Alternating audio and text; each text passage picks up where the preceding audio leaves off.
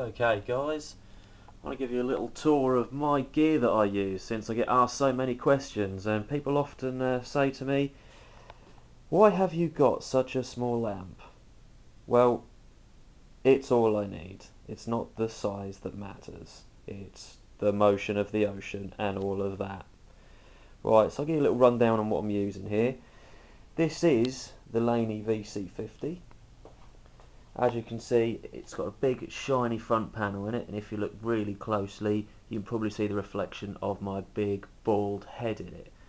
So basically what you've got on this amp is two channels, although each channel has two foot switchable modes on it. So your first mode is the clean channel really. It shares an EQ with the crunch, but the crunch also has separate volume and drives, so it's quite easy to balance your sounds out there, and of course that is all available on the foot switch just by pressing the A button. That will change the modes basically from clean to crunch. Then the other side that you've got is your heavy distortion side really. Pretty simple layout, very similar to the GH series amps that Laney launched. What you've got here is you've got your gain and your volume, and then what you've got is your standard EQ, your reverb and stuff like that as well. So you've also got down this end this magic little light that's on here, which is an extra drive control that gives you extra saturation, a bit more grit, a bit more bite into it. Basically takes you into the whole metal territory. You've also got high and low inputs, so that's pretty self-explanatory really. Then down this end you have a resonance control, which is global for the amp. Hitting that basically gives you more low end thump, gives you a bit more in the mids. You've also got a master presence control there, so you can brighten it up in terms of whatever venue you're into. Then you've got these lovely little effects controls here. Never used them, never will, don't use effects loops.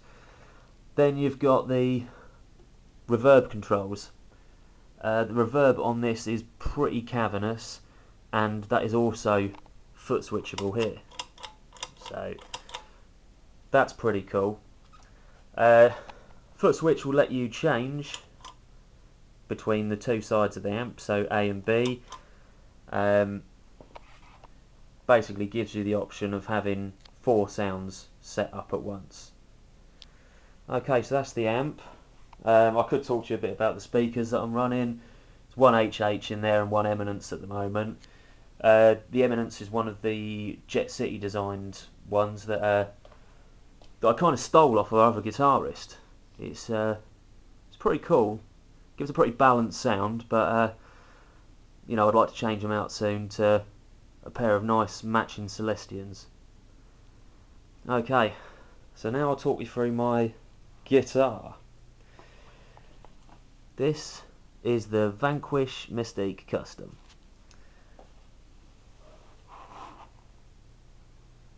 AD and the guys at the Guitar Lounge in Peterborough, they built this one for me. Well, not for me originally, but I saw this one and had to have it. So they did me a cracking deal on it, and yeah, now I only play Vanquish guitars.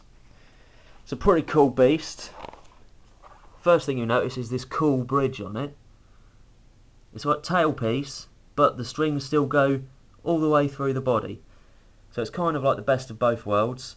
It's really resonant through the body, but still gives you all that twang and bite that you get from the back of a Les Paul's bridge really. First pickup you'll see here is it's a custom bare knuckle.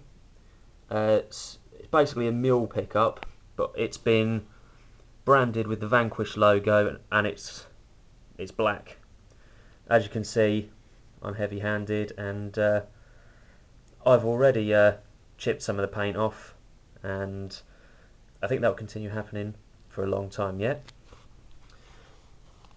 Neck P90, which is a humbucker size P90. So if I want to change out to a humbucker, I haven't got to do any cutting or any stupid shit like that. It's a Mississippi Queen.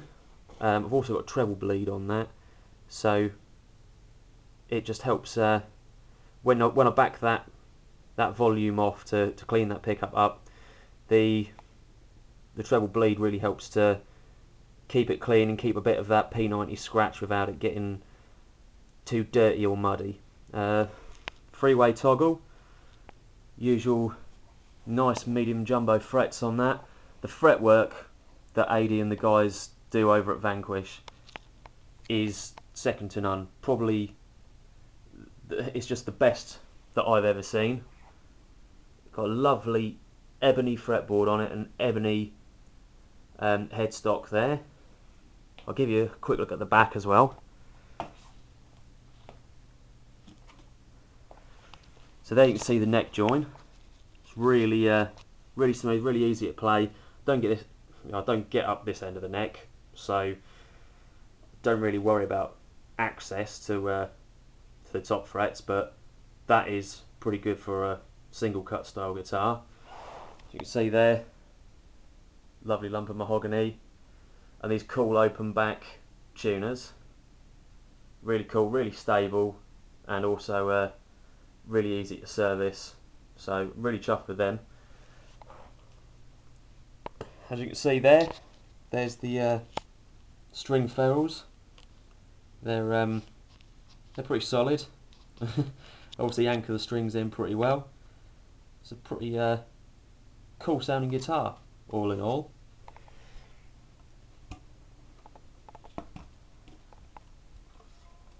So there's another quick look round it. Fairly simple. Similar kind of like in shape to I don't know, halfway between a Telecaster and a PRS single cut with Les Paul style controls. Pretty cool, it's pretty banging. And through the laney, it's pretty awesome. Also see a couple of my pedals on the top there. I don't use a great deal of pedals. It's an Ibanez Jet Driver.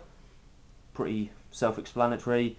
It's like a Tube Screamer, but with a mid control and a bit more gain. Dials in a bit more low end as well. So handy pedal to have around.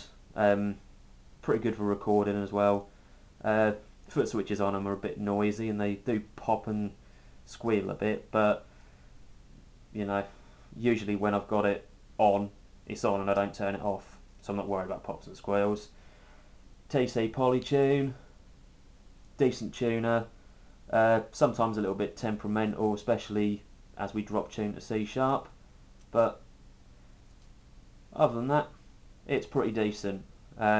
Hopefully TC Electronics will get on it and start releasing some new patches for it, because it doesn't really like lower tunings at the moment, and you can't use the poly mode, but it's pretty cool. I like it. I think it's the best and the fastest tuner that I've had, certainly better than the noisy Korg Pitch Black I had. So there you go, there's my rig. I'm bored down the studio, waiting for a track to upload. It's taken about 4 hours so far, so if you like this video, well, that's great. If you don't, that's great as well. But I put up some sound clips of each channel. My playing's terrible, but it is late at night and I don't really care.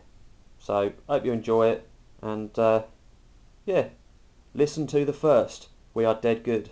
Bye.